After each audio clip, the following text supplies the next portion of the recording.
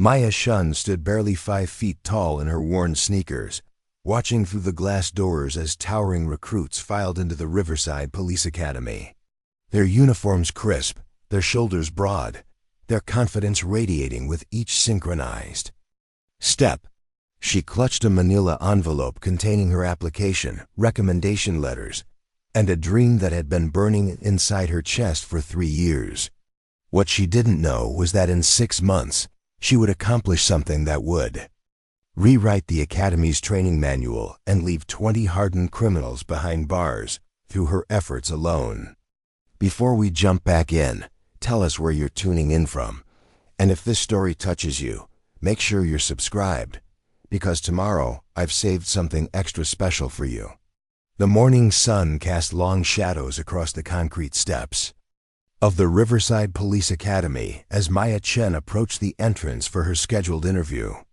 Her black hair was pulled back in a neat ponytail, and she wore her best professional attire, a navy blazer that hung slightly loose on her small frame and matching slacks that she'd had hemmed twice to fit properly. The building loomed before her, all glass and steel, modern and imposing with its bronze memorial plaques and department insignia gleaming in the light. Maya had worked the night shift at Riverside Community College for nearly 4 years, patrolling empty hallways and parking lots, checking locks and responding to the occasional drunk student or suspicious activity. It wasn't glamorous work, but it had given her something invaluable, real experience with people at their worst moments. She'd talked down angry boyfriends, helped lost teenagers find their way home, and once spent an entire night tracking down a stolen laptop that turned out to be hidden in a maintenance closet. Her supervisor, Jim Patterson, had written in her recommendation letter that Maya possessed an almost supernatural ability to read people and situations, to notice details that others missed, and to remain calm when chaos erupted around her. The academy lobby buzzed with activity. Recruits moved in small groups, their voices carrying that particular mix of nervousness and bravado that comes with starting something new and challenging. Maya noticed how they unconsciously formed clusters, the former military guys gravitating toward each other, the college athletes bonding over shared war stories, the few women sticking together for moral support. She stood alone near the information desk, checking her watch and reviewing her prepared answers one final time. Her interview slot was at 9:30 with Captain Rodriguez, the Academy's training director. Maya had researched him extensively. 22 years with Riverside PD, decorated veteran who'd worked everything from patrol to narcotics to internal affairs. His photograph on the department website showed a stern-faced man with graying temples and eyes that had seen too much. The kind of man who would judge her not on her enthusiasm or her test scores, but on whether she looked like she could handle herself in a real confrontation. At 9:25, Maya approached the reception desk. The clerk, a middle-aged woman with kind eyes and calloused hands, looked up from her computer screen. "You here for the interview session?" she asked, glancing at Maya's height with barely concealed concern. "Yes, ma'am." Maya Chen, 9:30 appointment. The woman's fingers clicked across her keyboard. "Let me just pull up your file here." A pause. "Says here you're currently working security at the community college." "That's right, 4 years next month." "And you're how tall exactly?" Maya had been asked this question so many times that she developed a standard response. 5 feet even. "I know it's not typical, but I believe effective policing is about intelligence, observation, and communication skills, not just physical presence." The clerk nodded slowly, but Maya caught the slight frown that crossed her features. "Captain Rodriguez will see you in conference room B down the hall, 3rd door on your right." Maya walked through corridors lined with photographs of graduating classes, commendation ceremonies, and fallen officers. The faces staring back at her were almost uniformly male, almost uniformly tall, almost uniformly white. She found a few exceptions, some women, Some minorities, but they were scattered across decades of service like rare gems in a vast quarry. The message was clear. This was a place built for a certain kind of person, and Maya Chen was not that person. Conference Room B was stark and functional, with a long table, folding chairs, and fluorescent lighting that cast harsh shadows. Captain Rodriguez was already seated, reviewing her file. He was exactly as intimidating as his photograph. Suggested broad shoulders, weathered face, hands that looked like they could crush walnuts. Across from him sat Sergeant Mitchell, the field training supervisor, a thin man with nervous energy who kept tapping his pen against his notepad. "Miss Chen," Captain Rodriguez said without looking up, "have a seat." Maya settled into the chair. Across from them, keeping her posture straight and her hands folded, Rodriguez finally raised his eyes to study her, and she felt herself being measured in ways that had nothing to do with her qualifications. "I've reviewed your application," he began, his voice carrying the neutral tone of someone who had delivered bad news many times before. "Your academic record is impressive. Community college degree in criminal justice, completed with honors. Your supervisor speaks very highly of your work ethic and observational skills." Maya felt a flutter of hope. "Thank you, sir." "However," Rodriguez continued, and that single word landed like a physical blow, "I have serious concerns about your suitability for police work. This isn't security guard duty, Miss Chen. Our officers face situations that require physical capability, the ability to command respect through presence, and the capacity to handle violent criminals who won't hesitate to use your size against you." Sergeant Mitchell leaned forward. "The minimum height requirement exists for a reason. We've had female officers before, successful ones, but they were able to project authority. In a crisis situation, citizens need to see someone who looks like they can handle whatever comes their way." "With respect, sir," Maya said carefully, "I believe my record shows that I can handle difficult situations. Last year, I successfully de-escalated a domestic violence incident in the college parking lot. The woman had been beaten, the boyfriend was intoxicated and threatening to hurt her worse. I was alone, no backup, and I managed to talk him down and get her to safety." Rodriguez glanced at Mitchell, who shrugged slightly. "That's commendable, Miss Chen, but college students aren't the same as career criminals. We're talking about drug dealers, gang members, people who've been in and out of prison their whole lives. They don't respond to gentle persuasion." "I understand that, sir, but I think you might be underestimating what I'm capable of. I've spent 4 years studying human behavior, learning to read body language and vocal patterns. I know when someone is lying, when they're scared, when they're about to become violent." "Those skills are valuable in an interrogation room," Rodriguez interrupted. "But what happens when you're trying to arrest someone who's 6'4" and high on methamphetamines? What happens when you're chasing a suspect through an alley and you can't keep up? What happens when you walk into a bar fight and nobody takes you seriously enough to stop?" Maya had prepared for these questions, but hearing them delivered with such finality made her stomach tighten. "I believe that effective policing requires more than just physical intimidation. Some of the best officers I've researched were people who used their minds first, their presence second, and force only as a last resort." Sergeant Mitchell made a note on his pad. "That's a nice philosophy, but philosophy doesn't stop bullets or subdue suspects. We have liability concerns, Miss Chen. If we put you on the street and you get hurt, or worse, if your limitations result in a criminal escaping or a fellow officer being injured, the department faces lawsuits and public scrutiny. I'm not asking for special treatment," Maya said, her voice steady despite the growing certainty that this interview was not going well. "I'm asking for the chance to prove myself. Let me go through the academy training. Let me show you what I can do." Rodriguez closed her file with a decisive snap. "Miss Chen, I appreciate your enthusiasm, and I'm sure you're a dedicated security officer, But police work requires certain physical standards that exist for everyone's safety. I'm not willing to lower those standards or make exceptions based on good intentions. Preparing and narrating this story took us a lot of time, so if you are enjoying it, subscribe to our channel. It means a lot to us. Now back to the story. The words hung in the air like a verdict. Maya felt something crumble inside her chest, but she kept her expression neutral. Is there anything I could do to change your mind? Additional training, specialized skills, anything that would demonstrate my capability? I'm afraid not. The decision is final. Maya stood up, gathering her dignity around her like armor. Thank you for your time, Captain Rodriguez, Sergeant Mitchell.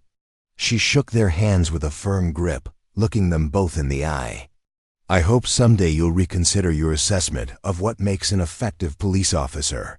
She walked out of Conference Room B with measured steps, past the photographs of graduating classes she would never be part of, through the lobby full of recruits who belonged in ways she never would. The morning sun had grown stronger, and the concrete steps felt like they were radiating heat as she descended toward the parking lot. Maya sat in her car for a long moment, staring at the academy building through her windshield. Other applicants were still arriving, climbing those same steps with hope and determination. She thought about calling her mother, who had been so proud when Maya announced her intention to become a police officer. She thought about Jim Patterson, who had written that recommendation letter with such confidence in her abilities. She thought about all the nights she'd spent studying criminal law and police procedures, imagining herself making a real difference in her community.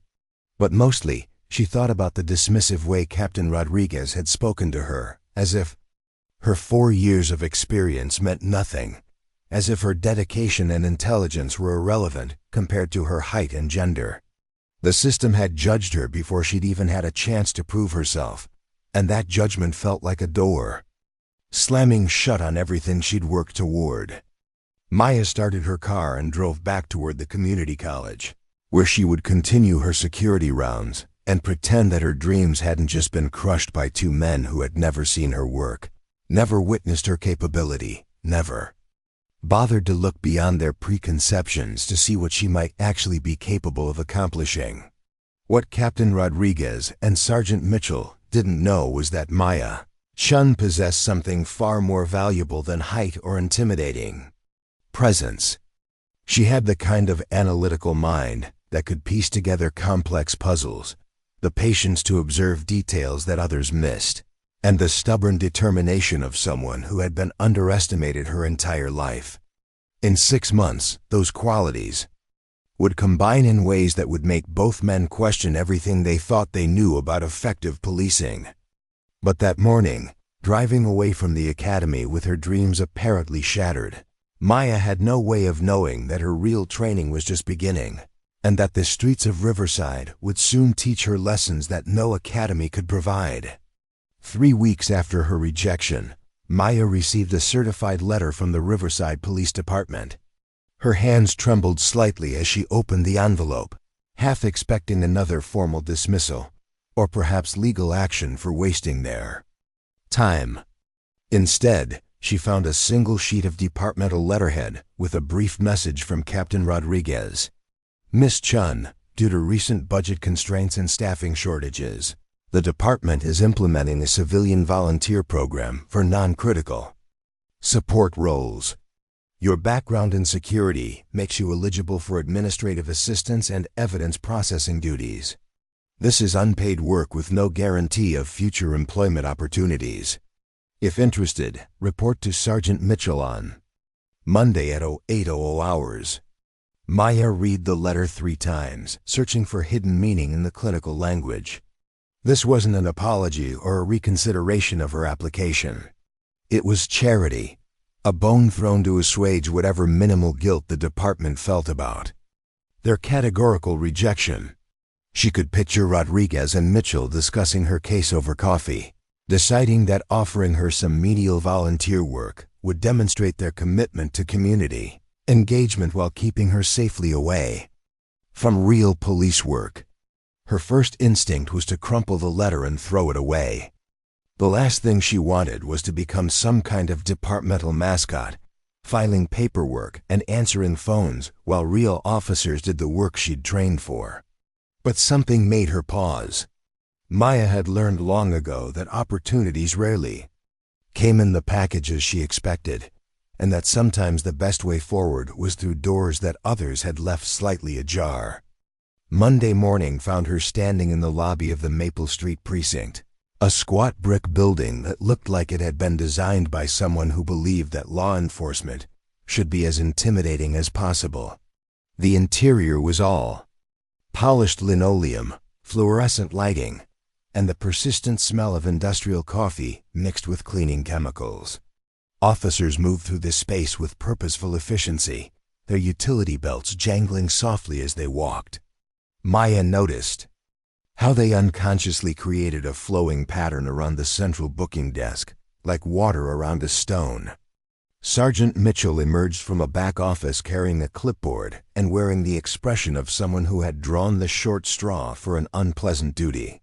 He looked exactly as he had during her interview, thin and nervous, but now she could see the fatigue around his eyes and the slight tremor in his left hand that suggested too much caffeine and not enough sleep. "Miss Chen," he said, his tone professionally neutral. "I'll be honest, I'm not sure what Captain Rodriguez expects you to accomplish here, but orders are orders. You'll be working with Detective Williams in the Evidence Processing Unit. She explained your duties and limitations." Detective Sarah Williams turned out to be a woman in her late 40s with salt and pepper hair pulled back in a practical bun and eyes that missed nothing. She wore a simple black pantsuit and sensible shoes, and when she shook Maya's hand, her grip was firm and brief. Maya immediately sensed that this was someone who had fought her own battles in a male-dominated profession and had the scars to prove it. "So you're the one who wanted to be a cop," Williams said as she led Maya through a maze of cubicles toward the back of the building. Her voice carried no judgment, just curiosity. "Rodriguez told me about your interview. Said you had unrealistic expectations." "I suppose that's one way to put it," Maya replied carefully. Williams glanced back at her with something that might have been amusement. "In my experience, most of the men in this department wouldn't recognize realistic expectations if they came with an instruction manual. The evidence room is through here." The Evidence Processing Unit occupied a windowless room in the basement, lined with metal shelving and filing cabinets that stretched from floor to ceiling. Cardboard boxes bore case numbers and dates written in black marker, creating a physical timeline of Riverside's criminal history. The air smelled like dust and old paper, with an underlying chemical tang from fingerprint powder and preservation chemicals. "Your job," Williams explained, pulling on latex gloves, "is to catalog and organize evidence from closed cases. Nothing current, nothing sensitive, just old files that need to be properly archived before they can be transferred to long-term storage. Think you can handle that without getting yourself or the department in trouble?" Maya accepted a pair of gloves and examined the nearest box. Inside were photographs, witness statements, and physical evidence from a burglary case that had been closed 18 months earlier. The paperwork was a mess, documents filed in no apparent order, photographs mixed in with interview transcripts, evidence bags scattered throughout like confetti. "This is how all the cases are organized?" Maya asked, holding up a crime scene photo that had been paperclipped to a grocery store receipt. "Organized is a generous term. Most of these files were put together by patrol officers who were more interested in clearing cases than creating coherent documentation. Your job is to make sense of the chaos and create a filing system that someone else could actually use." Williams left Maya alone with the boxes and a computer terminal that looked like it had been manufactured sometime during the Clinton administration. For the first hour, Maya simply sorted through the mess, trying to understand how the department's filing system was supposed to work. She quickly realized that there was no system, just a collection of individual approaches that had been layered on top of each other over the years. But as she worked, Maya began to notice patterns that the original investigators had missed. In one burglary case, the stolen items included electronics and jewelry, but also a collection of vintage coins that seemed oddly specific. In another case from 6 months later, similar coins had been recovered during a pawn shop raid, but no connection had been made between the two incidents. Maya cross-referenced the addresses and discovered that both victims lived within a 3-block radius of each other. She spent her lunch break in the precinct's small break room, eating a sandwich while reviewing case files on the ancient computer. Detective Williams found her there, surrounded by printouts and handwritten notes. "You know this is volunteer work, right?" Williams said, pouring herself coffee from a machine that looked like it had survived several natural disasters. "Nobody expects you to solve cold cases during your unpaid internship." "I'm not trying to solve anything," Maya replied, looking up from a witness statement. "I'm just trying to understand how these cases connect to each other. Look at this." She spread 3 files across the small table. 3 different burglaries, 6 different officers, but they all involve the same type of items stolen from houses in the same neighborhood. Nobody noticed because they were handled by different shifts and filed under different classification codes. Williams leaned over Maya's shoulder, scanning the documents. Her expression shifted from polite interest to focused attention as she absorbed the information Maya had compiled. "The Miller case, the Rodriguez case, and the Chen case," Williams said slowly. "Chen? Any relation?"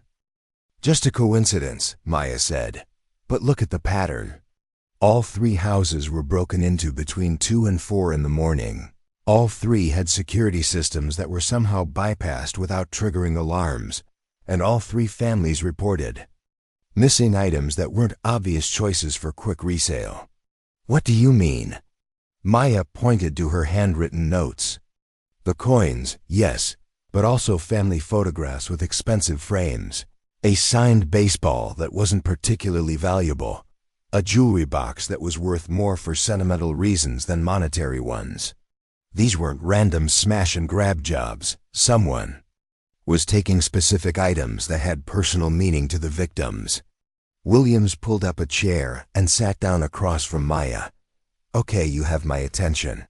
What are you thinking?" "I think someone was casing these houses, learning about the families, identifying items that would cause maximum emotional distress when stolen. This wasn't about money.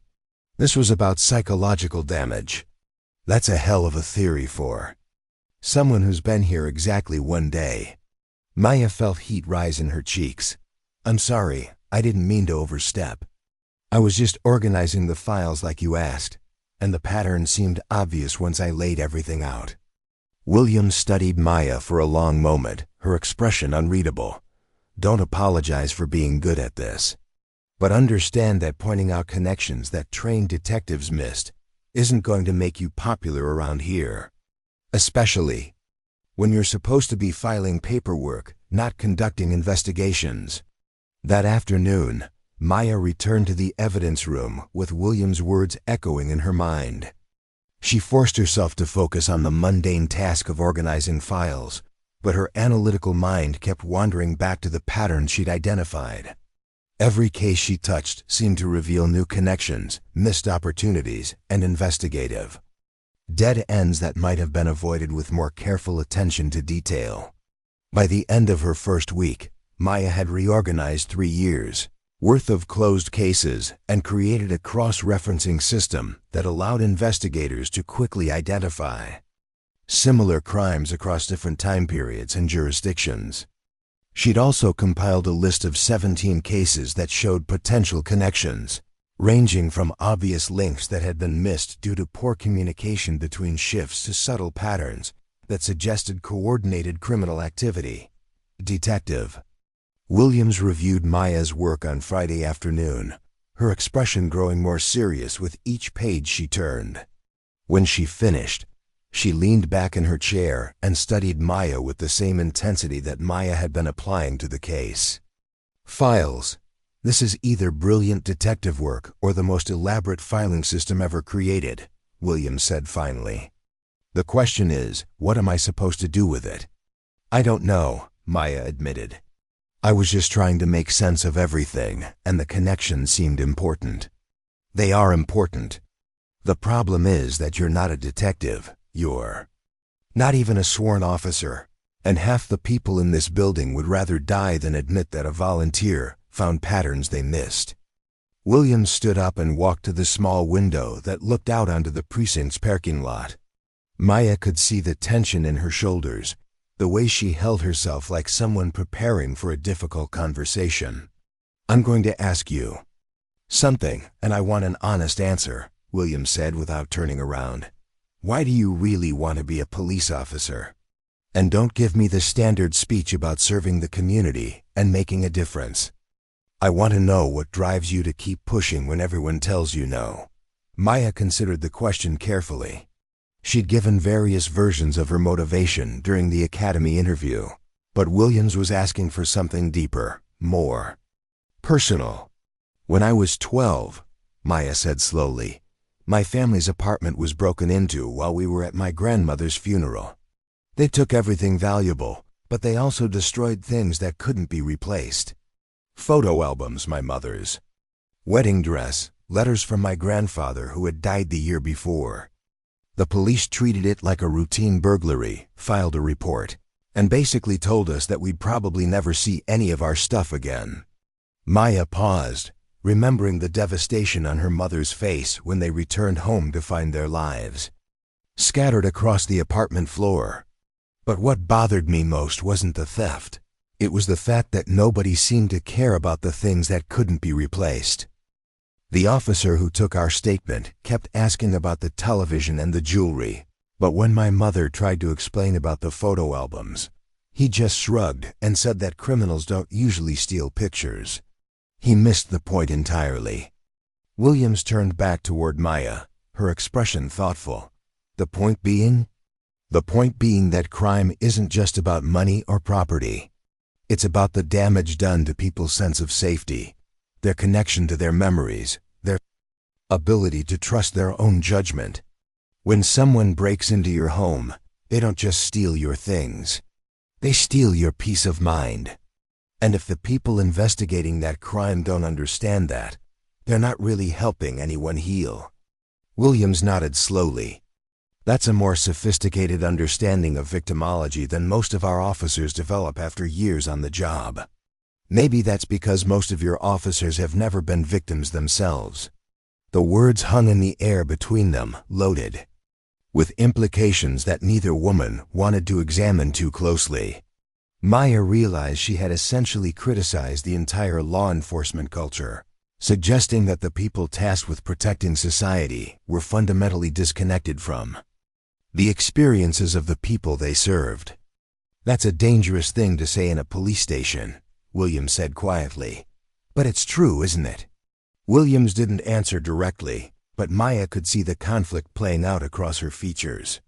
After a long moment, Williams sat back down and pulled out a manila folder that she'd been carrying. There's something else I need to show you, she said, opening the folder to reveal a collection of recent case files. These are active investigations, not closed cases. Normally, I wouldn't share this information with a civilian volunteer, but your pattern analysis has caught the attention of some people upstairs. Maya leaned forward, immediately recognizing the same organizational chaos that had characterized the older files. But these cases were different, more complex, with multiple suspects and ongoing investigations that seemed to be going nowhere. 3 weeks ago, we started getting reports of a coordinated theft ring operating in the Harbor District, Williams explained. High-end electronics, jewelry, cash, but also identity documents, family photographs, personal items that don't have obvious resale value. Sound familiar? Maya's pulse quickened as she recognized the pattern she'd identified in the closed cases. This is the same type of crime, isn't it? The psychological targeting? That's what I think, but the investigating officers are treating each incident as a separate case. No coordination, No pattern analysis, no attempt to identify connections between victims or locations. Williams spread the files across the table, creating a timeline of criminal activity that stretched across several weeks. Maya immediately began organizing the information, grouping similar incidents and identifying geographical clusters. "Look at this," Maya said, pointing to a map that Williams had included in one of the files. All of these break-ins happened within a 2-mile radius of the Harbor District Community Center. And they all occurred on nights when the community center was hosting events that drew families away from their homes. Williams pulled out a community center schedule and compared it to the crime timeline. The correlation was unmistakable. "Someone is using the community center events to identify targets," Maya continued. "They attend these gatherings, observe families, learn about their routines and their valuable possessions, then strike when they know the houses will be empty. That's exactly what I suspected, but I haven't been able to prove it. The patrol officers think I'm overthinking things, and the detectives assigned to these cases don't want input from someone in evidence processing." Maya studied the files more carefully, noticing details that painted a picture of methodical, intelligent criminal planning. This isn't random opportunistic crime. Whoever is doing this has a sophisticated understanding of human psychology and community dynamics. They're not just stealing things, they're targeting the emotional core of these families. "Which brings us to the real problem," Williams said. "Our current approach isn't working. Traditional investigative methods aren't effective against criminals who understand psychology better than our officers do. We need someone who can think like they think, who understands the psychological component of these crimes." The implication was clear, though Williams didn't state it directly. Maya's analytical skills and her deep understanding of victimology made her uniquely qualified to tackle this type of investigation. But she was also a civilian volunteer with no authority, no resources, and no official standing within the department. "What are you suggesting?" Maya asked carefully. "I'm suggesting that sometimes the best way to catch unconventional criminals is with unconventional methods. And sometimes the people best equipped to solve complex problems are the ones who don't fit the conventional mold." Williams closed the files and looked directly at Maya. "I can't officially involve you in an active investigation, but I can continue to give you access to case files for organizational purposes. And if you happen to notice patterns or connections that might be useful, well, that would just be an unfortunate side effect of your filing duties." Maya understood exactly what Williams was offering, an unofficial opportunity to prove her worth by solving cases that the official investigators couldn't crack. It was risky for both of them, potentially career-ending if discovered, but it was also the only chance Maya would get to demonstrate her capabilities. "I understand," Maya said, "and I appreciate you trusting me with this." "Don't thank me yet," Williams replied. "If you're right about these cases being connected, then we're dealing with criminals who are smarter and more dangerous than anyone in this department realizes. And if you're wrong, then you'll have wasted time on elaborate theories while real crimes go unsolved." Maya spent that evening in her small apartment, spreading case files across her kitchen table and creating a detailed analysis of the Harbor District crimes. She worked until nearly 3 in the morning, constructing timelines, mapping locations, and identifying patterns that seemed to reveal the criminal organization's methodology. What emerged from her analysis was a picture of sophisticated criminal enterprise that operated more like a psychological research project than a traditional theft ring. The perpetrators weren't just stealing valuables. They were conducting detailed studies of their victims' emotional vulnerabilities and then exploiting those vulnerabilities for maximum impact. Maya realized that catching these criminals would require more than traditional police work. It would require someone who understood the psychology of both perpetrators and victims, someone who could anticipate their next moves and get inside their decision-making process. As she finally went to bed, Maya couldn't shake the feeling that she was about to become involved in something much larger, and more dangerous than simple property crimes. But for the first time since her rejection from the police academy, she felt like she was exactly where she was supposed to be, doing exactly what she was meant to do. The next phase of her unofficial investigation would test everything she thought she knew about crime, justice, and her own capabilities. What Maya didn't realize was that the criminal she was tracking had already noticed her pattern analysis and were beginning to take countermeasures that would put her directly in their crosshairs. Maya's unofficial investigation into the harbor.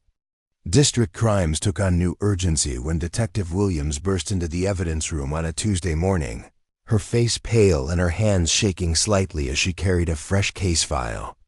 "We had another incident last night," Williams said, dropping the file onto Maya's makeshift workspace. "But this one was different. The family was home." Maya immediately stopped her filing work and opened the new case folder. Inside were crime scene photographs that made her stomach clench. The Rodriguez family's living room looked like a tornado had swept through it, furniture overturned, personal belongings scattered across the floor, family photographs torn from their frames and stomped on. But what caught Maya's attention wasn't the destruction itself, but the deliberate, methodical nature of it. Were they hurt? Maya asked, studying a photograph that showed children's drawings ripped down from the refrigerator and arranged in a precise circle on the kitchen floor. Physically, no. The family heard noises around 2 in the morning and called 911. The perpetrators were gone by the time patrol units arrived, but they left behind something we haven't seen before. Williams pointed to a photograph showing the living room wall, where someone had spray-painted a message in red letters. "We know where you live. We know what you love." Maya felt a chill run down her spine as she examined the crime scene photos more carefully. Every detail suggested that this wasn't a burglary gone wrong, but a deliberate act of psychological terrorism. The criminals had taken nothing of obvious value, but they had systematically destroyed everything that had emotional significance to the family. The responding officers are treating this as vandalism with possible gang connections, Williams continued, her voice tight with frustration. They think it's some kind of initiation ritual or territory marking.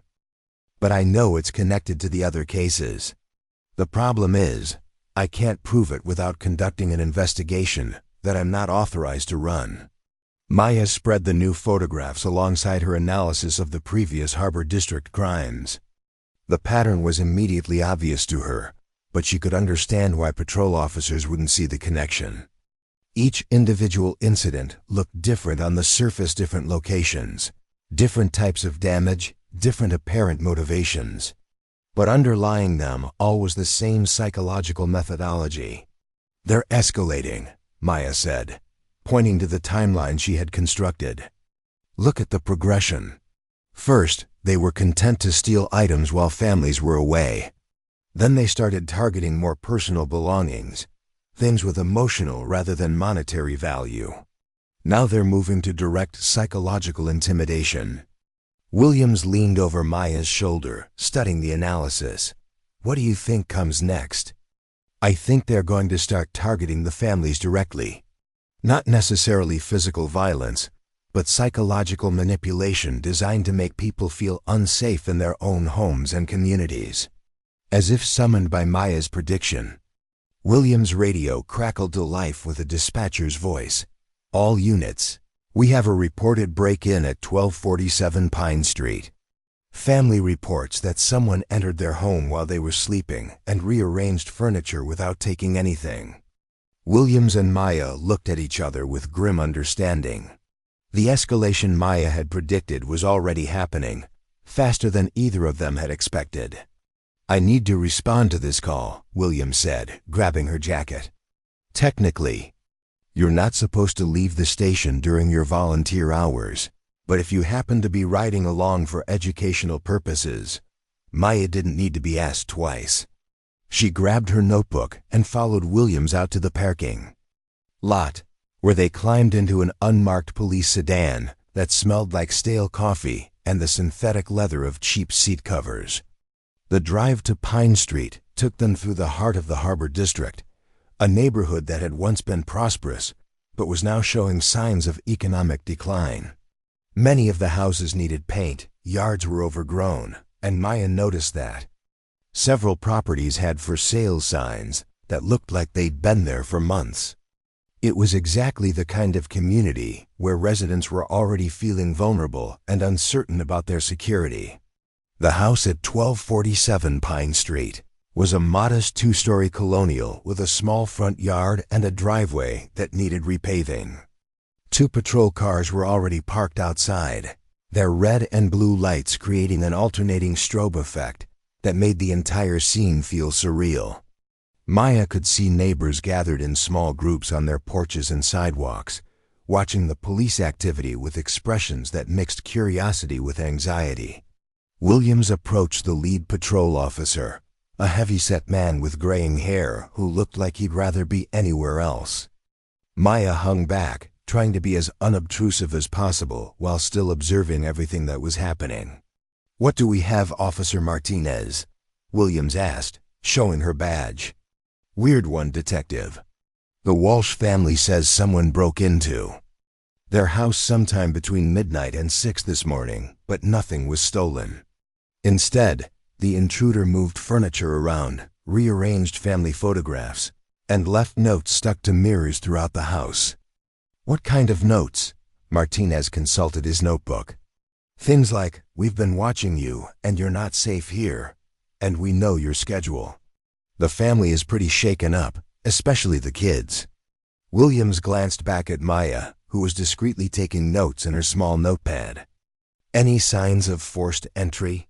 That's the strange part. No broken windows, no damaged locks, no alarm system alerts. Whoever did this either had keys or is very good with locks." Maya felt the pieces of the puzzle beginning to align in her mind. The criminals weren't just psychologically sophisticated. They were also technically skilled, capable of bypassing security systems and locks without leaving obvious evidence. This suggested a level of organization and expertise that went far beyond typical property crime. Williams spent 20 minutes interviewing the Walsh family while Maya observed from a distance. She watched the family's body language, noting how the parents kept looking over their shoulders and how the children stayed close to their mother, reluctant to venture far from her protective presence. These people had been fundamentally destabilized by the violation of their home, exactly as the criminals had intended. On the drive back to the station, Williams was unusually quiet. Maya could see her processing what they had witnessed, trying to reconcile the sophisticated psychological manipulation with the department's standard approach to property crime. "This isn't random," Williams said finally. "The technical skills, the psychological understanding, the escalating pattern of intimidation. We're dealing with organized criminals who have a specific agenda." "What kind of agenda?" Maya asked. "I think they're trying to destabilize the entire Harbor District. Community.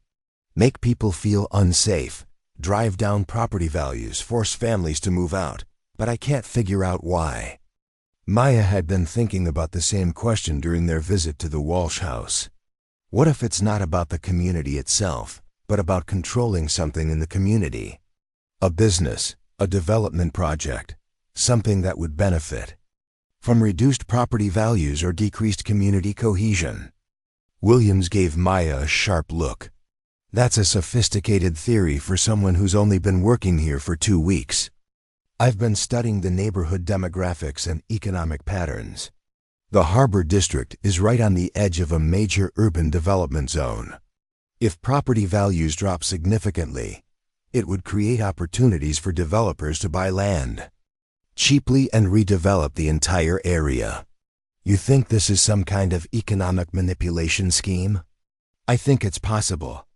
Use psychological terrorism to drive out current residents, suppress property values, then move in with development money and transform the neighborhood into something more profitable." Williams pulled into the station parking lot, but didn't immediately get out of the car. She sat behind the steering wheel, staring at the brick facade of the precinct building while processing Maya's theory. "If you're right," Williams said slowly, "then these aren't just property crimes. They're part of a coordinated economic conspiracy that involves real estate manipulation and possibly corruption at multiple levels of city government." Maya felt a mixture of excitement and apprehension as the full scope of what they might be dealing with became clear. This was exactly the kind of complex, multifaceted investigation that required the analytical skills she'd been developing. But it was also far more dangerous than simple burglary cases. "What do we do now?" Maya asked. "Now we start being very careful about who we trust and how we proceed. If there's economic motivation behind these crimes, then there are people with significant financial interests who won't appreciate our investigation." They returned to the evidence room, where Maya immediately began incorporating the new information into her analysis. She created detailed maps showing the geographical distribution of crimes, economic data about property values in affected areas, and timeline correlations between criminal activity and city development meetings. What emerged from her enhanced analysis was a clear picture of systematic community destabilization that seemed designed to facilitate economic development. The criminals weren't just stealing or vandalizing. They were implementing a sophisticated campaign of psychological warfare, designed to make the Harbor District uninhabitable for current residents. Maya worked late into the evening, cross-referencing public records about development permits, zoning changes, and property transfers. She discovered that several key properties in the Harbor District had been quietly purchased by shell companies over the past 6 months, always at below-market prices from families who had been victims of the psychological harassment campaign. When Detective Williams returned the next morning, Maya had prepared a comprehensive presentation that connected the crimes to a broader pattern of economic manipulation. "Look at this," Maya said, spreading documents across the table. "Every family that's been targeted has received purchase offers for their property within 2 weeks of being victimized. The offers come from different companies, but when you trace the corporate ownership, they all lead back to the same development group." Williams studied Maya's documentation with growing amazement. "How did you find all this information?" "Public records mostly. Property transactions, business registrations, city planning documents. It's all available if you know where to look and how to connect the pieces." "And you learned how to do this kind of research where?" Maya hesitated, realizing that her investigative methods had gone far beyond anything she should have known. "As a civilian volunteer, I've been teaching myself. Online courses, library resources, anything I could find about investigative techniques and financial analysis." Williams sat back in her chair, looking at Maya with a mixture of admiration and concern. "You realize that what you've uncovered here could be evidence of criminal conspiracy involving potentially millions of dollars and multiple city officials?" "I realize that," Maya said quietly. "I also realize that I'm probably in over my head." "We're both in over our heads," Williams corrected. "The question is, what do we do about it?" Before Maya could answer, Sergeant Mitchell appeared in the doorway of the evidence room, looking even more nervous than usual. His eyes darted between Williams and Maya could see sweat beading on his forehead, despite the cool temperature. "In the basement." "Detective Williams," Mitchell said, his voice tight with barely controlled anxiety, "Captain Rodriguez wants to see you in his office immediately. And he specifically requested that Miss Chen accompany you." Maya felt her stomach drop. She glanced at Williams, who had gone pale but maintained her professional composure. "Did he say what this was about?" Williams asked. "He said something about unauthorized investigations and overstepping boundaries," Mitchell replied, not meeting either woman's eyes. "And he mentioned that there had been complaints about civilian volunteers being given access to sensitive case files." Maya began gathering up her documents, trying to organize them quickly, while her mind raced through possible explanations for how their investigation had been discovered. She realized that they had been naive to think their activities would remain secret in a small police department where everyone knew everyone else's business. "Leave the files here," William said quietly. "Whatever happens in Rodriguez's office, we don't want to give him physical evidence of what we've been working on." They walked through the precinct corridors in silence, past the same photographs of graduating classes that had intimidated Maya during her first visit. But now she understood something different about those images. They weren't just documentation of police tradition. They were reminders of an institutional culture that resisted change and punished people who challenged established methods. Captain Rodriguez's office was exactly what Maya had expected: leather furniture, framed commendations, and the kind of orderly masculinity that telegraphed authority and control. Rodriguez sat behind his massive desk, wearing the same stern expression that had characterized their initial interview. But now Maya could see something else in his demeanor, a carefully controlled anger that suggested he felt personally betrayed by their activities. "Sit down," Rodriguez said without preamble. "Both of you." Maya and Williams took seats across from his desk, maintaining professional posture while internally preparing for what was clearly going to be a difficult conversation. "Detective Williams," Rodriguez began, his voice level but cold, "I'm told that you've been involving a civilian volunteer in active criminal investigations, sharing sensitive case files, and conducting unauthorized field operations. Is this accurate?" Williams met his gaze steadily. "Miss Chen has been helping to organize and analyze case files in the evidence room as assigned. Any insights she's provided about potential connections between cases have been incidental to her filing duties." "Incidental," Rodriguez repeated, his tone suggesting that he found this explanation inadequate. "Miss Chen, is it true that you accompanied Detective Williams to an active crime scene yesterday?" Maya felt every word of her response being weighed for potential consequences. "I accompanied Detective Williams for educational purposes, as a civilian observer. I didn't participate in any official police activities." Rodriguez opened a manila folder and pulled out several documents that Maya recognized as copies of her analytical work.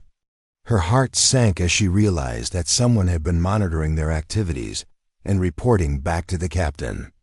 "These analytical reports," Rodriguez said, holding up Maya's timeline charts and connection diagrams, "suggest a level of investigative work that goes far beyond filing and organizing. They also suggest access to information that civilians shouldn't have." Maya glanced at Williams, who gave an almost imperceptible nod of encouragement. "Captain Rodriguez," Maya said, choosing her words carefully, "I've only worked with case files that Detective Williams provided to me for organizational purposes. Any patterns I noticed were the result of careful attention to detail, not unauthorized access to restricted information. The problem, Miss Chen, is that your careful attention to detail has attracted attention from people who don't appreciate civilian interference in police matters. I've received calls from city officials expressing concern about unofficial investigations that might compromise ongoing operations."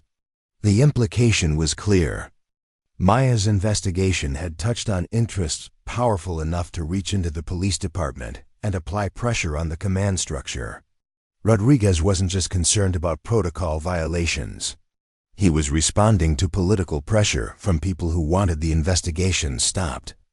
"Furthermore," Rodriguez continued, "your presence here was supposed to be temporary volunteer assistance, not an opportunity to play detective.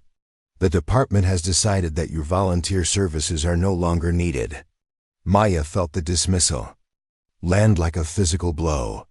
Just when she had finally found a way to use her analytical skills in meaningful police work, she was being ejected from the system once again. "Captain," Williams interjected, "Miss Chen has provided valuable insights that have helped clarify patterns in several cases. Her analytical work could be useful for Detective Williams," Rodriguez interrupted. "Your job is to follow department protocol and chain of command, not to recruit unauthorized assistance from civilian volunteers." Consider this a formal warning that any further violations of procedure will result in disciplinary action." Maya stood up, recognizing that the meeting was effectively over. "Thank you for the opportunity to contribute to the department's work," she said with as much dignity as she could muster. "I hope my organizational efforts will be useful for future investigations." Rodriguez's expression softened slightly, and for a moment Maya glimpsed something that might have been regret or even admiration. "Miss Chen," he said as she reached the door, "you have impressive analytical abilities. But police work requires more than intelligence. It requires working within systems and respecting authority structures. I hope you'll find a way to use your skills in a more appropriate setting." Maya left the captain's office with the distinct feeling that she had been warned rather than simply dismissed. Rodriguez's final words suggested that he understood the value of her work but was constrained by pressures she couldn't fully understand. Detective Williams caught up with her in the parking lot, carrying a small box that contained Maya's personal belongings from the evidence room. "I'm sorry," Williams said. "I should have anticipated that our investigation would attract attention." "It's not your fault," Maya replied, taking the box. "I knew the risks when we started working together." Williams looked around the parking lot, checking to make sure they weren't being overheard. "Maya, I want you to know that everything you discovered about the Harbor District crimes was legitimate police work. You connected patterns that trained detectives missed, and you identified criminal activity that might have continued indefinitely without your analysis. But it doesn't matter now, does it? I'm back to being a civilian with no authority and no access to information." Williams was quiet for a moment, seeming to weigh her words carefully. Sometimes the most important police work happens outside official channels. And sometimes the people best equipped to solve crimes are the ones who don't have badges. Maya understood the subtext of Williams' words. Even though she had been officially ejected from the department, the investigation they had started was far from over. The criminals responsible for terrorizing the Harbor District were still active, and the economic conspiracy they had uncovered was still unfolding. As Maya drove away from the Maple Street precinct for what she assumed would be the last time, she realized that her real police work was just beginning. She had been trained, educated, and prepared by the very system that had rejected her. Now she would have to find a way to continue her investigation and protect the Harbor District community without the resources, authority, or support of official law enforcement. What Maya didn't know was that her dismissal from the police department had been carefully orchestrated by the same criminal organization she had been investigating. Her analytical skills had made her a threat to their operations, and removing her from official channels was only the first step in a campaign designed to silence her permanently. The battle for the Harbor District was about to become much more personal and much more dangerous than Maya had ever imagined. Maya spent the first week after her dismissal feeling like she was suspended between two worlds. She returned to her security job at Riverside Community College, walking the same empty hallways and checking the same locks she had been monitoring for years. But everything felt different now. Where she had once seen routine patrol duties, she now noticed security vulnerabilities, behavioral patterns, and potential crime indicators that her untrained colleagues completely missed. Her supervisor, Jim Patterson, noticed the change immediately. Maya had always been thorough and observant, but now she moved through her rounds with the focused intensity of someone conducting an active investigation.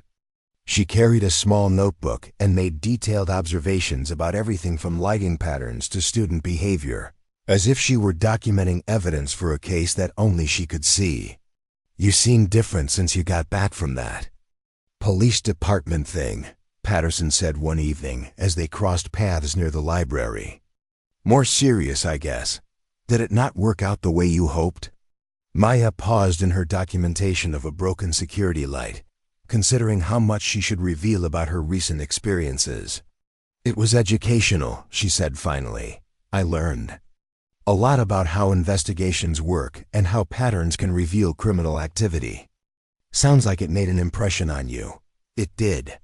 I think I understand now why so many crimes go unsolved. It's not that the evidence isn't there, it's that people don't know how to look for it or how to connect the pieces. Patterson studied Maya's face in the fluorescent light of the corridor. You sound like you're planning to do something about that. Maya didn't answer directly, but that evening she began implementing a more systematic approach to her security duties. She started tracking and documenting every incident on campus, no matter how minor, students studying late in unauthorized areas, maintenance staff working unusual hours, delivery trucks arriving outside normal schedules, unfamiliar vehicles parked in faculty lots. She created detailed logs of everything that deviated from normal patterns, cross-referencing times, locations, and personnel involved. Within 2 weeks, Maya had identified 3 separate patterns of suspicious activity that suggested coordinated criminal planning, late-night reconnaissance of expensive laboratory equipment by individuals who weren't students or staff, systematic testing of security responses by people who claimed to be lost but were actually mapping patrol routes and camera locations, unusual interest in student schedules and residential patterns by people posing as prospective students or parents. Maya realized that Riverside Community College was being systematically cased for a major theft operation, probably targeting the computer laboratories and scientific equipment that represented hundreds of thousands of dollars in easily portable technology. The criminals were conducting the same kind of methodical preparation she had observed in the Harbor District cases, but here they were focused on institutional rather than residential targets. The question was what to do with this information. Maya no longer had any connection to official law enforcement, and she doubted that campus security would take her concerns seriously. But she also couldn't ignore what was clearly shaping up to be a significant criminal operation. Maya decided to conduct her own investigation, using the analytical methods she had developed during her brief time with the police department. She spent her off-duty hours researching the individuals she had observed during her security rounds, using public records and social media to build profiles of potential suspects. What she discovered was a network of individuals with criminal backgrounds, who seemed to be working together to gather intelligence about multiple targets throughout the city. Her investigation revealed that the same group casing Riverside Community College was also conducting reconnaissance at 2 other educational institutions and a medical research facility. The pattern suggested a coordinated operation designed to steal high-value technology and research materials that could be resold on international black markets. Maya compiled her findings into a detailed report that included photographs, timeline analyses, and predictive assessments of when and how the criminals were likely to strike. But presenting this information to campus security would require revealing the extent of her unauthorized investigation and her background with the police department. Instead, Maya decided to take a different approach. She began implementing countermeasures designed to disrupt the criminals' reconnaissance activities without alerting them to the fact that they had been discovered. She altered her patrol routes to be less predictable, repositioned security cameras to cover blind spots the criminals had identified, and coordinated with maintenance staff to change access codes and schedules that the criminals had been tracking. Maya also began what she privately called defensive surveillance, carefully documenting the criminals' activities while making it more difficult for them to gather the information they needed. She would appear unexpectedly in areas where they were conducting reconnaissance, forcing them to abort their activities and try again later. She coordinated with student groups to organize activities in areas the criminals were trying to map, filling those spaces with unpredictable human activity. The criminals began to notice that their intelligence gathering was becoming more difficult and less reliable. Maya observed increased frustration in their behavior as they struggled to maintain their surveillance in the face of her countermeasures. They started making mistakes, becoming less careful about concealing their activities, and revealing more information about their operational methods. 3 weeks into her defensive campaign, Maya witnessed something that changed everything. She was conducting a late-night patrol near the computer laboratories when she observed 2 men attempting to disable a security camera, using sophisticated electronic equipment. But instead of intervening directly, Maya decided to follow them to see where they went and who they reported to. The 2 men led her on a careful surveillance route through the city that ended at a warehouse in the industrial district near the harbor. Maya positioned herself where she could observe the warehouse without being detected, and what she saw made her realize that she had stumbled onto something much larger than campus security issues. The warehouse was clearly being used as a command center for multiple criminal operations.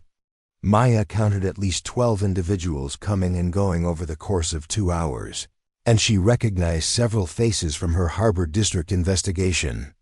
She also observed sophisticated communications equipment, computer systems, and what appeared to be detailed maps and photographs of targets throughout the city. Maya realized that the group responsible for terrorizing the Harbor District community was the same organization that was planning to rob educational institutions and research facilities. But more importantly, she now knew where they were based and how they coordinated their activities. The next morning, Maya called Detective Williams from a payphone outside a convenience store. Using tradecraft she had learned from police procedural books to avoid having the call traced back to her. "Sarah, it's Maya. I need to meet with you. But not at the station and not anywhere we might be observed." Williams' voice was cautious but interested. "Maya, you know I can't be involved in unauthorized investigations. My career is already hanging by a thread after what happened with Rodriguez. I understand that. But I found them, Sarah, the Harbor District criminals. I know where they're operating from and how they're organized. And they're planning something much bigger than harassment and burglary." There was a long pause before Williams responded. "Where do you want to meet?" They arranged to meet at a small diner on the outskirts of the city, the kind of place where police officers and shift workers grabbed coffee and sandwiches without attracting attention. Maya arrived first and chose a booth in the back corner, where they could talk without being overheard. Williams arrived 20 minutes later, looking tired and stressed in a way that suggested she had been under considerable pressure since Maya's dismissal from the department. She ordered coffee and listened without interruption as Maya described her discoveries at the community college and her surveillance of the warehouse operation. "You followed them to their base of operations?" Williams asked, her voice a mixture of admiration and concern. "Maya, that was incredibly dangerous. If they had detected your surveillance, I was careful. And I think the information is worth the risk. Sarah, this isn't just a local crime ring. This is a sophisticated organization with connections to organized crime and possibly international trafficking networks." Maya pulled out a manila folder containing photographs, maps, and detailed notes from her investigation. Williams reviewed the materials with the focused attention of an experienced detective, asking clarifying questions and cross-referencing details with her own knowledge of the Harbor District cases. "This is good work," Williams said finally. "But you realize that we can't use any of this information in an official investigation? Everything you've gathered was obtained without warrants, without authority, and without following proper chain of custody procedures. I know that. But we can use it to prevent crimes and protect people. And maybe we can find a way to gather admissible evidence based on what I've learned." Williams was quiet for a long moment, stirring her coffee while she considered the implications of what Maya was proposing. "What exactly are you suggesting?" "I'm suggesting that we work together to disrupt their operations and gather evidence that can be used to prosecute them. You have the official authority and investigative resources.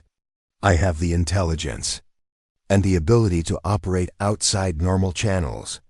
That's essentially asking me to become an accomplice in vigilante activity." Maya leaned forward, her voice intense but controlled. "Sarah, In 2 weeks, these people are going to rob 3 educational institutions and terrorize dozens more families in the Harbor District. The official investigation has been shut down because of political pressure.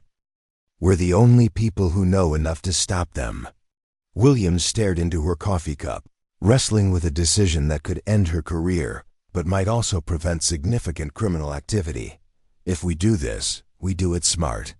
No unnecessary risks, no cowboy heroics, and we document everything in case we need to defend our actions later." Maya felt a surge of relief and excitement. "What do you want me to do?" "First, I want you to show me this warehouse so I can assess the situation with my own eyes.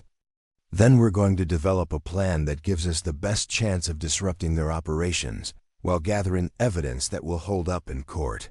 That night, Williams followed Maya to an observation point overlooking the warehouse district. They spent 3 hours documenting the criminal organization's activities, photographing individuals and vehicles, and mapping the layout of the facility.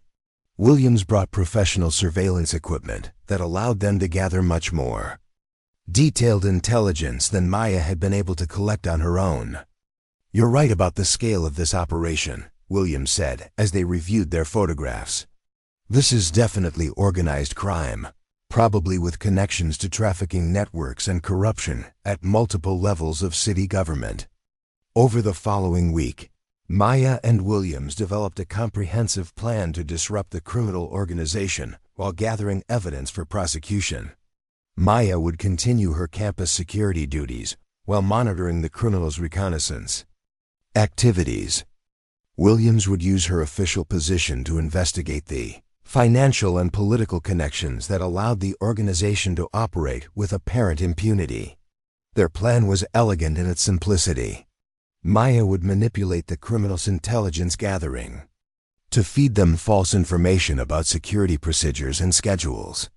When they attempted to execute their planned robberies based on this false information, they would walk into traps that Williams had prepared with the cooperation of campus security and educational administrators.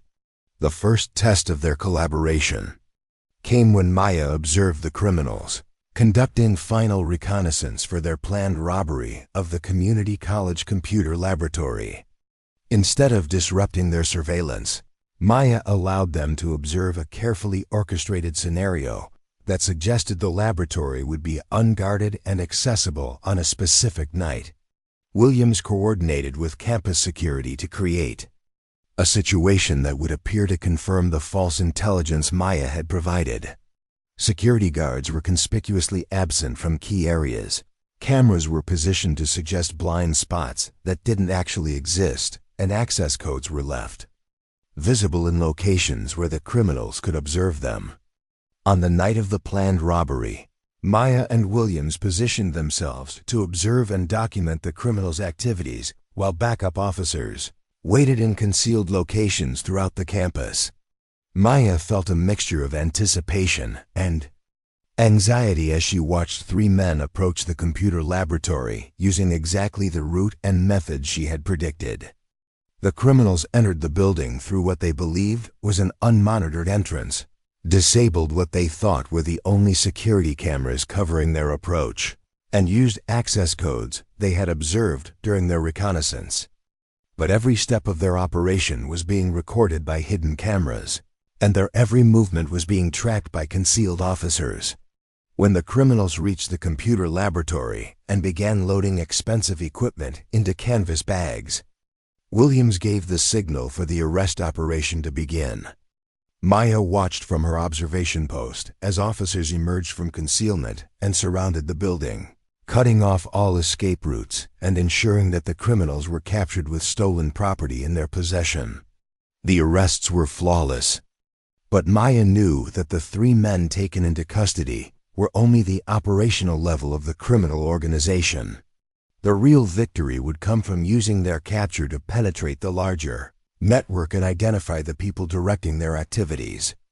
Williams interrogated the arrested men using information that Maya had gathered about their personal backgrounds and psychological profiles. Maya had provided detailed analyses of each criminal's probable motivations, vulnerabilities, and relationships within the organization.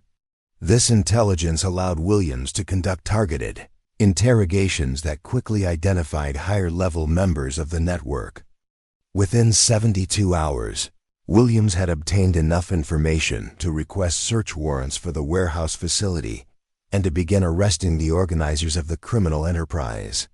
Maya provided tactical intelligence that allowed officers to approach the warehouse safely and to anticipate the criminals' likely responses to police action.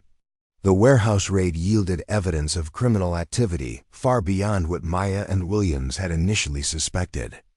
Officers discovered detailed files on dozens of potential targets throughout the region, sophisticated communications equipment, and financial records that revealed connections to organized crime networks in 3 states. But the most significant discovery was a collection of documents that proved Maya's theory about the Harbor District harassment campaign.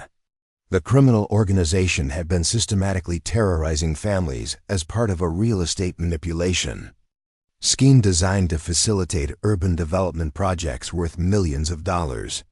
The evidence gathered from the warehouse raid led to arrests of city officials, real estate developers, and organized crime figures who had been coordinating the harassment campaign. Maya's analytical work had uncovered a conspiracy that involved corruption at multiple levels of city government and criminal activity that extended far beyond simple property crimes. Detective Williams presented the evidence to federal authorities, who took over the investigation and began prosecuting the case as a racketeering conspiracy.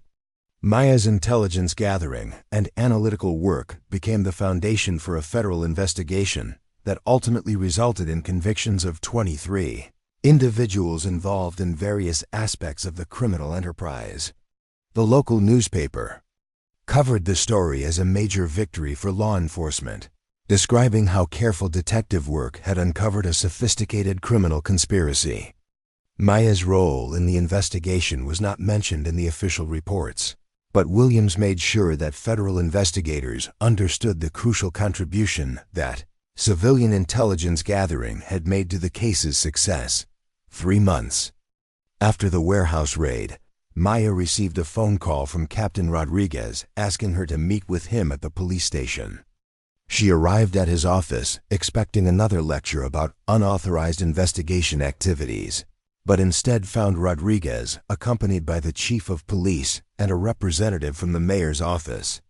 "Miss Chen," Rodriguez began, his tone very different from their previous encounters, "I owe you an apology. When I dismissed you from the volunteer program, I thought I was protecting the department from political pressure and potential liability. I didn't understand the scope of what you had discovered or the value of your analytical contributions." The chief of police leaned forward. "Miss Chen, the federal investigation has revealed that the criminal organization you helped identify was responsible for significant economic damage to our community and posed a serious threat to public safety. Your work prevented multiple felonies and protected dozens of families from continued harassment." Maya listened with growing amazement as the officials described how her investigation had been vindicated by subsequent discoveries. The criminal enterprise had been planning escalated attacks on Harbor District residents, including potential violence against family members who refused to sell their properties. "The department would like to offer you a position as a civilian analyst," the mayor's representative said. "Your skills in pattern recognition and investigative analysis are exactly what we need to prevent similar criminal conspiracies from developing in the future." Maya considered the offer carefully. The position would give her official recognition and the resources to continue the kind of investigative work she had discovered she was good at, but it would also place her back within the institutional constraints that had initially prevented her from pursuing police work. "I appreciate the offer," Maya said finally, "but I think I can be more effective working independently. What I've learned is that sometimes the most important crime prevention happens outside official channels, and that the people best equipped to identify criminal patterns are the ones who don't fit conventional expectations. Rodriguez nodded. Slowly, I understand your decision and I respect it. But I want you to know that if you ever change your mind, the department would be honored to have you working with us. Maya left the police station feeling vindicated, but also aware that her real work was just beginning. The criminal organization she had helped dismantle was only one example of the sophisticated criminal enterprises that operated in the shadows of legitimate society. Her analytical skills and investigative methods could be applied to identifying and disrupting similar operations throughout the region. She decided to establish herself as an independent investigative consultant, offering her services to law enforcement agencies, insurance companies, and community organizations that needed sophisticated analysis of criminal patterns and trends. Maya realized that her rejection from traditional police work had actually freed her to develop a more effective approach to crime prevention and investigation. 6 months later, Maya had built a reputation as one of the region's most effective criminal analysts. She worked on cases involving insurance fraud, corporate espionage, and organized crime, always using the same methodical approach of pattern recognition and psychological analysis that had enabled her to solve the Harbor District conspiracy. Law enforcement agencies began consulting with Maya on complex cases that required unconventional investigative approaches. She became known for her ability to identify criminal conspiracies before they fully developed, and for her skill in predicting criminal behavior based on limited evidence. Maya's success attracted attention from federal agencies and international law enforcement organizations. She was invited to speak at conferences and to provide training on analytical methods for investigating sophisticated criminal enterprises. But she always remembered the lesson she had learned during her brief time as a police volunteer, that the most important qualifications for effective crime fighting were intelligence, dedication, and the courage to challenge conventional assumptions. Detective Sarah Williams eventually became the youngest captain in the history of the Riverside Police Department, and she implemented Maya's analytical methods as standard procedure for investigating organized crime. The Harbor District recovered from the harassment campaign and became a model community for crime prevention and neighborhood organization. The criminals Maya had helped capture received lengthy federal sentences for racketeering, conspiracy, and related charges. The real estate developers and city officials involved in the corruption scheme were prosecuted and removed from office. The warehouse that had served as their command center was converted into a community center that provided job training and social services for our Harbor District residents. Maya Sheen never did become a police officer in the traditional sense, but she accomplished something more important. She proved that effective crime fighting required intelligence and analytical skills, rather than physical intimidation and institutional authority. Her work protecting the Harbor District community and dismantling the criminal conspiracy had saved lives, prevented crimes, and demonstrated that sometimes the most qualified people for law enforcement work are the ones who don't fit conventional expectations. Years later, when police academy instructors taught courses on investigative analysis and pattern recognition, they would refer to the Chen method of criminal conspiracy investigation. Students learned to approach complex cases with the same systematic analytical approach that Maya had developed during her unofficial investigation of the Harbor District crimes. Maya's story became a legend within law enforcement circles, passed down as an example of how dedication and intelligence could overcome institutional barriers and conventional limitations. But Maya herself remained focused on the work rather than the recognition, continuing to identify and disrupt criminal enterprises while maintaining her independence from the systems that had initially rejected her. She had been dismissed as too small, too unconventional, and too challenging to established procedures. But Maya Chen had proved that the most effective crime fighters are often the people who see patterns that others miss, who question assumptions, that others accept, and who have the courage to act when conventional systems fail. Her 20 arrests had grown into hundreds of criminal prosecutions and thousands of prevented crimes, all because she refused to accept that her rejection from the police academy meant she couldn't make a difference in her community. The 5-foot woman who had been denied police training had become one of the most effective crime fighters in the region, proving that real police work was about intelligence, determination, and the willingness to protect people who couldn't protect themselves. Maya Chen had never needed a badge to be a true law enforcement officer. Up next, you've got 2 more standout stories right on your screen. If this one hit the mark, you won't want to pass these up. Just click and check them out.